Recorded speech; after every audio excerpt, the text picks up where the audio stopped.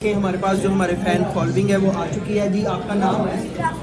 आपका? अहमद अब्दुल्ला ये लड़की है। अच्छा बेटी है। अच्छा तो बच्चों आप लोगों ने कुछ खाना है तो आप खा सकते हैं हमारे पास से। और आप लोगों ने हमारे चैनल को ना लाजमी सब्सक्राइब करें और हमारी बहुत ही जो है ना अच्छी अच्छी वीडियो होगी, आपको बहुत मजा आएगा। रजब के साथ आ रहा है। रजब बर्ड के साथ वो हमारा दोस्त है। चल झूठा। वीडियो दिखाते हैं आपको उसकी भी, लेकिन ये कि आपने हमारे चैनल को सब्सक्राइब करना और बेल आइकन को क्लिक करना। ये बहुत अच्छे बच्चे लग रहे हैं मुझे, और आपको भी हम वायरल कर देंगे। जरा थोड़ी सी हल्की सी स्माइल कर रहा मुझे लगता है भाई क्या हो गया।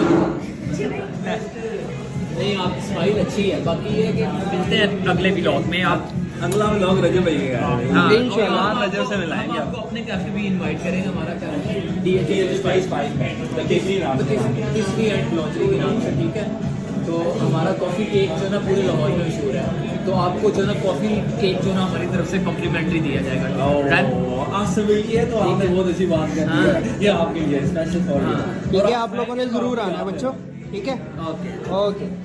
मैं एहतशाम भी मुझसे सफर नहीं होता, मैं ना मैं ही शुरू करने लगा।